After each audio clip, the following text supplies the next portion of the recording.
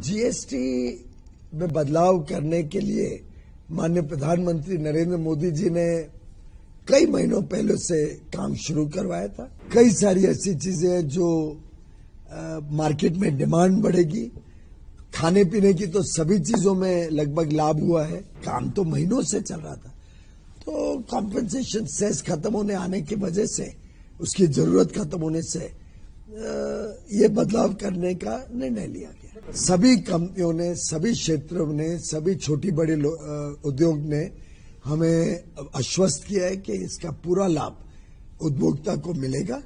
इस पे हम निगरानी भी रखेंगे, पर मुझे पूरा विश्वास है और हम हमारे उद्योग के ऊपर, हमारे व्यापारी के ऊपर पूरा विश्वास करते हैं कि लाभ अवश्य जनता को मिलेगा। ये जीएसटी की जो बड़ी रिफॉर्म पेश करी है, इसको किस तरह से आप देखते हैं? क्या इससे कंजम्पशन बढ़ेगी और किन सेक्शंस पे बेसिकली टारगेटेड है, और टाइमिंग, ये तीन चीजों पर मैं आपसे सवाल पूछना चाहता हूँ। जीएसटी में बदलाव करने के लिए माननीय प्रधानमंत्री नरेंद्र मोदी जी ने कई महीनों पहले से काम शुरू करवाया था।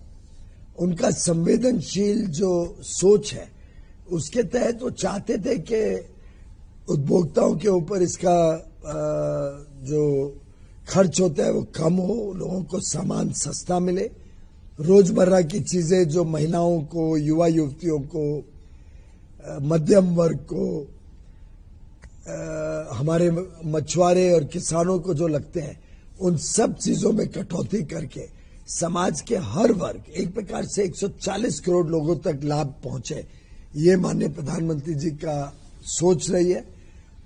कई सारी ऐसी चीजें हैं जो मार्केट में डिमांड बढ़ेगी। खाने पीने की तो सभी चीजों में लगभग लाभ हुआ है। White goods, air conditioners, fridge, TV वगैरह में भी कटौती की गई है। मोटरसाइकिल्स और छोटी गाड़ियों में भी कटौती हुई है। फर्नीचर हो, कपड़े हो, जूते हो, आप बाल का तेल हो, डाई हो, ब्यूटी सैलून में लगने वाले कॉस्मेटिक्स हो, घड़ियां हो, एक प्रकार से आप अपने ऊपर देखें या सुबह से रात तक रोजमर्रा की सब चीजों में कुछ ना कुछ लाभ देने का प्रयत्न माननीय प्रधानमंत्री जी ने किया है।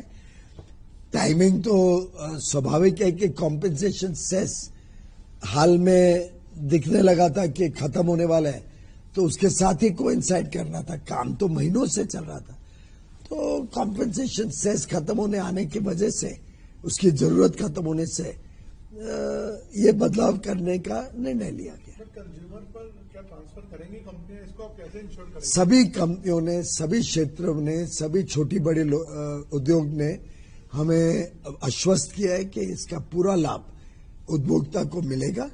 इस पे हम निगरानी भी रखेंगे, पर मुझे पूरा विश्वास है और हम हमारे उद्योग के ऊपर, हमारे व्यापारी के ऊपर पूरा विश्वास करते हैं कि लाभ अवश्य जनता को मिलेगा। इसमें जो शॉर्टफॉल होगा उसको कैसे भरपाई करेंगे? लोगों को ये फियर है कि दोबारा टैक्स पेयर के पैसे को ही यूज किया जाएगा फिर? नहीं, मुझे लगता है कुछ खास शॉर्टफॉल नहीं आएगा। 22 लाख करोड़ कलेक्ट होता है साल भर में।